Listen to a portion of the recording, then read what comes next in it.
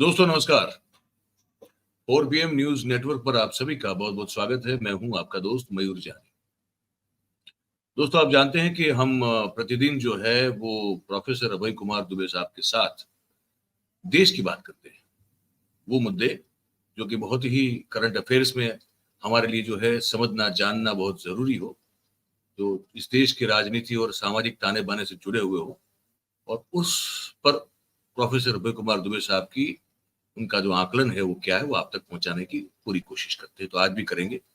तो मैं पहले तो जोड़ दूं अभय जी को, और उसके बाद हम कार्यक्रम जो है आगे बढ़ाएंगे। सर, देश की बात में आपका बहुत बहुत स्वागत है।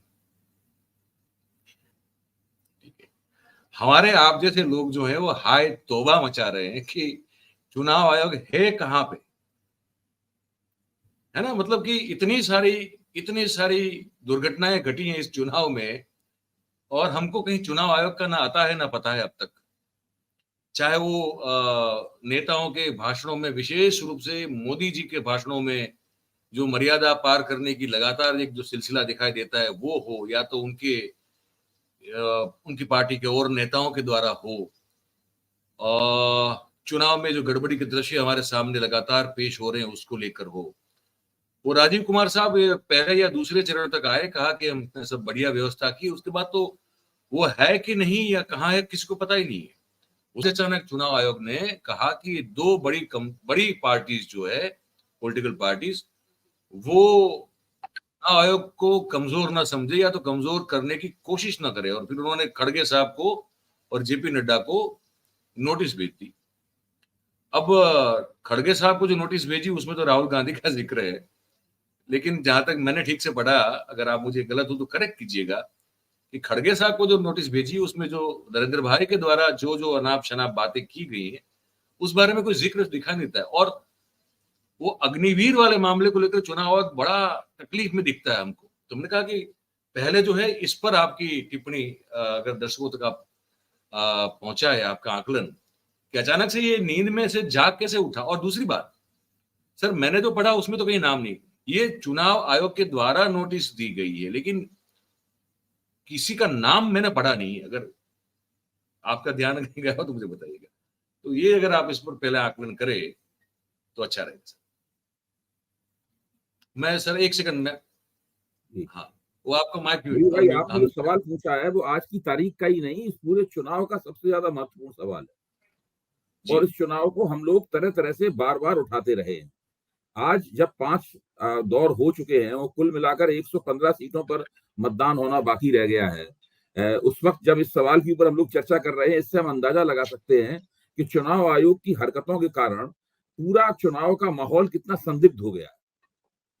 देखिए, ये वही चुनाव आयोग है जिसको कभी टीएन शेषन ने बड़ी जबरदस्त रीढ़ प्रदान की थी। आज जैसे कि एक पत्रकार ने बड़ा दिलचस्प टिप्पणी की कि चुनाव आयोग अपनी फाइलों में उसी रीढ़ की तलाश कर रहा है जो रीढ़ शेषन ने उसको दी थी, लेकिन वो रीढ़ की हड्डी जो है उसमें मिल नहीं रही है।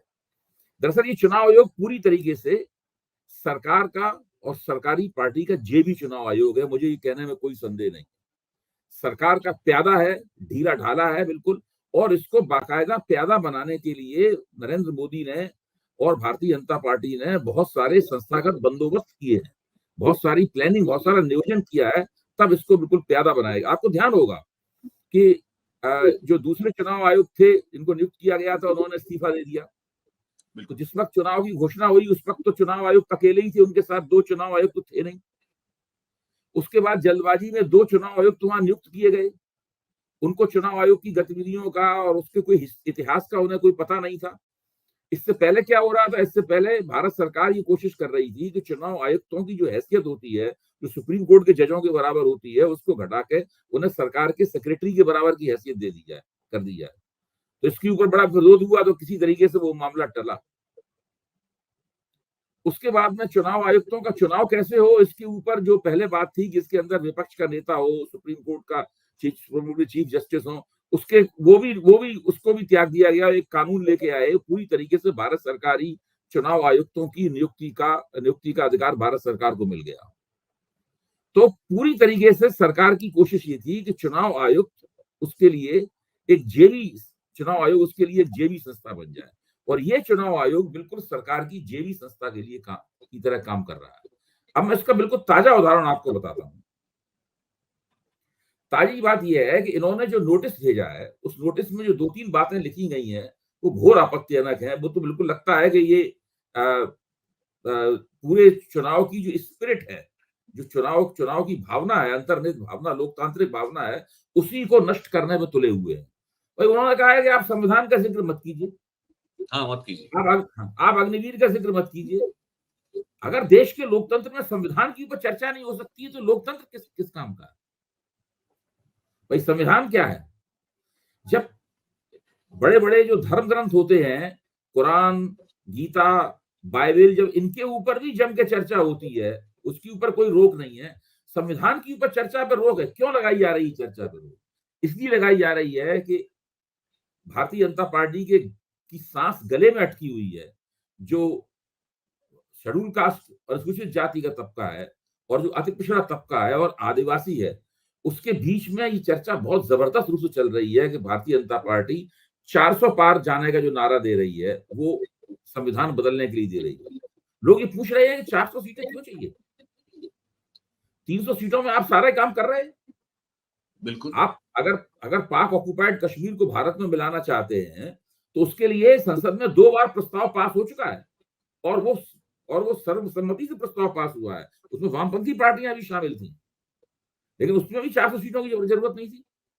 आपको 400 क्यों चाहिए, लोग पूछ रहे हैं, और खासतौर से दलित पूछ रहे हैं, पिछड़े पूछ रहे हैं, और आदिवासी पूछ रहे हैं। 400, उनका मानना यह है कि 400 इसलिए चाहिए आपको क्योंकि आप संविधान को बदलना चाहते हैं, आरक्षण के साथ कुछ छेड़छाड़ करना चाहते हैं, उसको कमजोर करना चाहते हैं। कुछ ना कुछ आपके दिमाग में कुछ दूषित विचार हैं, जिनको उतारने के लिए धरती पर आपको 400 पार चाहिए।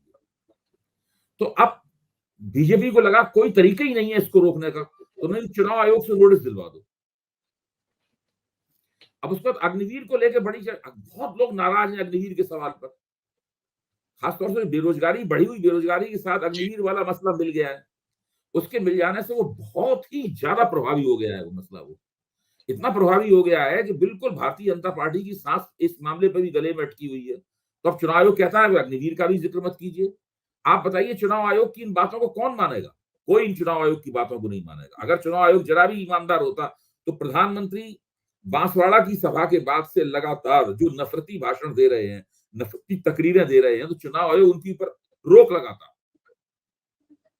लेकिन चुनाव आयोग ने ऐसा कुछ भी नहीं किया। प्रधानमंत्री रोज दे रहे हैं नफरती भाषण, नियमित रूप से। रोज दिन रात भर सोचते हैं कि कल हम कौन सा जहर उगलेंगे, हम पोटेशियम साइनाइड उगलेंगे कि सल्फास उगलेंगे, कौन सा जहर उगलेंगे, और वही जहर सवेरे उगलते हैं आगे मीटिंग। ये हालत है। ये दोनों ही बातें भारतीय लोकतंत्र के इतिहास में अनूठी हैं, पहली बार घटित हो रही हैं। भारत का प्रधानमंत्री नफरती भाषण दे रहा है, ये कभी पहले नहीं हुआ।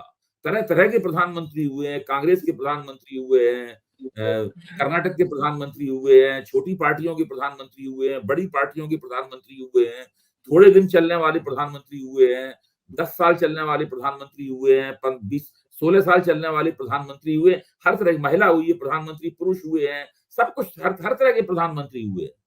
लेकिन नफरती भाषण देने वाला ये प्रधानमंत्री पहला और अकेला है। और ऐसा चुनाव आयोग भी है जो उसके सामने प्रधानमंत्री नफरती भाषण दे रहा है, पूरी तरीके से उसने अपने कान बंद कर रखे हैं। कुछ नहीं, अगर ठीक है, चुनाव आयोग ने आज तक किसी प्रधानमंत्री को नोटिस नहीं दिया, ये बात मैं मानता हूँ। किसी प्रधानमंत्री को भारत के किसी चुनाव आयोग ने कभी नोटिस नहीं दिया। प्रधानमंत्री को, हालांकि ये एक विशेषाधिकार प्रधानमंत्री को प्राप्त नहीं है, उसे नोटिस नहीं दिया जाएगा। जब वो प्रधानमंत्री के तौर पर, जब वो चुनाव प्रचार करता है, तो प्रधानमंत्री के तौर पर नहीं करता है, वो अपनी पार्टी के प्रमुख नेता के तौर पर चुनाव प्रचार करता है। प्रधानमंत्री होने के नाते उसे केवल एक विशेष सुविधा प्राप्त होती है, सुरक्षा की, सिक्योरिटी की। इसके अलावा कोई विशेष सुविधा उसे प्राप्त नहीं होती। उसको नोटिस दिया जा सकता है। अच्छा, मान लीजिए ये एक अलिखित परंपरा है कि प्रधानमंत्री को नोटिस नहीं देंगे, तो कम से कम उसके अध्यक्ष को नोटिस जो दिया था उसी में लिख देते कि ये नफरती भाषण बंद करवाइए अपनी पार्टी में जो रहे हैं आपको। वो भी नहीं किया गया। अब आप एक और मसले पे आइए जो अब हैरत में डाल देने वाला है, वो है वोटों की संख्या का मसला। और वो तो सर गजब है। वो गजब है। वो तो मैं आपको बताऊं वो क्या है, अभी मैं आपको बताता हूं। अभी मेरे पास कहने के लिए काफी कुछ है इस बारे में। जी जी। इन्होंने 11 दिन बाद पहले चरण का और दूसरे चरण का जो वो था मतदान था, वो एक तो 11 दिन बाद उन्होंने उसके आंकड़े दिए। और इस प्रक्रिया में क्या हुआ कि 1,07,00,000 वोट बढ़ गए। 6.19%, 14%। बिल्कुल नहीं, ये तो आप प्रतिशत में बता रहे हैं, प्रतिशत से बात पूरी तरह हाँ समझ में नहीं आती। 1,07,00,000 लोग वोट बढ़ गए। 7 लाख। 1,07,00,000 वोट क्या है? अगर आप 300 सूरत में चुनाव मान लीजिए वो बिना प्रतियोगिता के हो गया है, लेकिन 378 सीटों पे मतदान हुआ।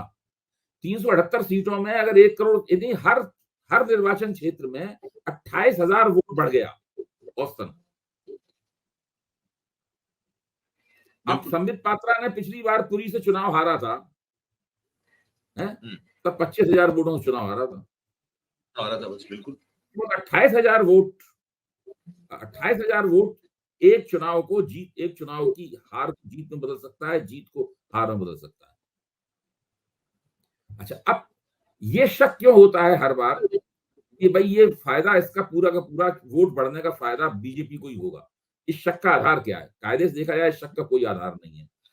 वोट बढ़ने का फायदा विपक्ष को भी हो सकता है, बीजेपी को भी हो सकता है, किसी को भी हो सकता है। लेकिन ये शक होता क्यों है, पहले इसको सोचिए। अब मैं आता हूं अपनी इस राय पर, मैं ये नहीं मानता हूं कि हिंदुस्तान में ईवीएम हैक करके चुनाव जीता जाता है। ओके। अपनी राय ये है कि ये कंस्पिरेसी थ्योरी नहीं लागू होती। चुनाव जो है वो सामाजिक शक्तियों का जो बढ़िया समीकरण बनाता है, वो चुनाव जीतता है। मैं ये मानता हूँ। लेकिन मेरे जैसा व्यक्ति भी ये मानने के लिए मजबूर है कि कहीं कहीं जब ईवीएम मेल फंक्शन करती है, यानी ईवीएम में जब त्रुटि होती है, तो ऐसा क्यों होता है कि उस त्रुटि में भी वोट हमेशा बीजेपी को जाता है? आज तक मैंने तो ऐसी कोई खबर नहीं पड़ी कि बटन जो है बीजेपी पे दबाया गया हो और वोट हाथ में, बटन कमल पे दबाया गया हो, वोट हाथ में चला गया हो, बटन कमल पे दबाया गया हो, वोट साइकिल को चला गया हो, बटन कमल पे दबाया गया हो, वोट तृणमूल में चला गया हो। मैंने तो कभी आज तक खबर ही नहीं सुनी। ऐसा क्यों होता है? क्या ईवीएम में ऐसी कोई डिफॉल्ट सिचुएशन है कि डिफॉल्ट पैदा लगा दिया गया है उसके अंदर, है डिफॉल्ट पोजीशन है कि जब उसमें त्रुटि होगी तो बीजेपी को फायदा होगा? ऐसा क्यों है? अभी कानपुर में एक नौजवान ने 8 बार वोट किया बीजेपी को, वो भी बीजेपी को वोट किया गया, वो पकड़ गया और सजा सबको निलंबित वगैरह कर दिया गया। लेकिन ऐसा खबर क्यों नहीं आई कि ऐसा कोई नौजवान पकड़ा गया, उसने साइकिल को 8 बार वोट किया हो, हाथ को 8 बार वोट किया हो? तो ये जो पूरी ये चीज जो है ना, वो अजीब तरीके से चिड़ भी पैदा करती है, पैदा करती है, पूरे चुनाव के ऊपर संदेह पैदा करती है। अब भाजपा वाले कहते हैं भाई आप लोग तो संवैधानिक संस्था पर विश्वास करते नहीं हो, और क्योंकि आप मोदी विरोध के मर्ज से आप ग्रस्त हैं, इसलिए आप चुनाव आयोग पर भी शक करते हो। मैं ये पूछ रहा हूँ उन्हीं अपने बीजेपी के मित्रों से पूछ रहा हूँ, जो टीवी पे 100% झूठ बोलते हैं, लेकिन अगर टीवी के बाहर उनसे बात करो तो वो बड़ी अच्छी बातें करते हैं, बड़ी तर्कपूर्ण बातें करते हैं। जब 2 प्रोग्राम के बीच में जो वो ब्रेक होता है, ब्रेक में हम लोग चाय पीते हैं, तब देखिए वो कितनी ठीक सी और समझ में आने वाली बातें करते हैं। जैसे ही कैमरा चालू होता है वैसे ही वो 100% झूठ बोलने लगते हैं। तो ये जो उनसे मैं उनसे ये कहता हूँ, मैं उनसे ये पूछता हूँ कि भाई ऐसा क्यों है? एक खबर तो कहीं पिछले 2-3 महीने में या पिछले चुनावों में भी, अभी की नहीं, पिछले चुनाव हो चुके हैं, उनमें भी आप खोज के बताइए ऐसा कभी हुआ हो वो कमल पे बटन दबाया गया हो लेकिन वोट किसी विपक्षी पार्टी को चला गया, गैर भाजपा पार्टी को चला गया? ऐसा कभी आज तक नहीं हुआ। तो नहीं हुआ। बिल्कुल इन लोगों ने, चुनाव आयोग ने पूरे माहौल को संदिग्ध कर दिया। कुछ ना कुछ इसमें मामला ऐसा जरूर है। मेरे ऐसा व्यक्ति जो कंस्पिरेसी थ्योरी पे बिलीव नहीं करता है, वो भी ये कह रहा है कि कुछ ना कुछ मामला ऐसा उसमें संदिग्ध जरूर है जो समझ में नहीं आ रहा है। जी सर, वो आप तो जानते हैं कि मैं तो लगातार, जब मैं मतलब मुझे यकीन भी नहीं था कि मैं बात कहूंगा तो कोई मानेगा नहीं मानेगा, हम लोग 4PM पे लगातार इस चीज को जो है काफी अरसे से उठा रहे हैं कि कुछ है गड़बड़, मशीन या मशीनरी दोनों को मिला के, या तो अलग अलग, लेकिन कुछ है दुरुपयोग का बड़ा मामला है। और वो हमने तो बहुत करीब से देखा था गुजरात चुनाव में, तो इसलिए तब से मैं बिल्कुल दृढ़ रूप से मानने लगा था और इसलिए ये कर रहे थे। और आपने भी कहा कि आप जैसा व्यक्ति जो इस चीज में नहीं मानता है, लेकिन आपको भी मन में सवाल हो रहे हैं कि ये कैसे हो सकता है कि अब इसमें कोई लोगों के पंजे। मन में सवाल ही उठ रहे हैं कि 1,07,00,000 वोट जो बाद में बढ़ गया है, ये किसके जी, पक्ष में जाएगा? किसके पक्ष में जाएगा? सही और तरीका अच्छा, क्या है? तरीका ये है एस वाई कुरैशी कह चुके हैं कि सुबह मतदान के दूसरे दिन सुबह 7 बजे तक तो फाइनल वोटिंग फिगर आ ही जाते हैं, जो इसको आ ही सबमिट जाता करने होते हैं है। मैं आपको। ये जानना चाहता हूं कि भाई जब जैसे मान लीजिए 7:30 बजे तक या 8 बजे तक आखिरी वोट पड़ गया, तो तमाम पार्टियों के जो वहां पे लोग एजेंट होते हैं उनको बुला के उनके सामने जो पीठासीन अधिकारी होता है पोलिंग बूथ पे, वो उस मशीन को सील कर देता है। बिल्कुल। मशीन सील हो गई, तकनीकी रूप से उस मशीन में दोबारा वोट नहीं डाला जा सकता उसमें। अच्छा, और वोट तो ये इतने बढ़ गए। अच्छा, उसी वक्त एक कागज के ऊपर उस मशीन में कितने वोट डाले गए उनकी संख्या सामने होती है, उस पर सबके साइन करा लिए बिल्कुल। जाते हैं और वो कागज जो है उसको तुरंत चुनाव आयोग के केंद्रीय कार्यालय में भेज दिया जाता है उसको। बिल्कुल।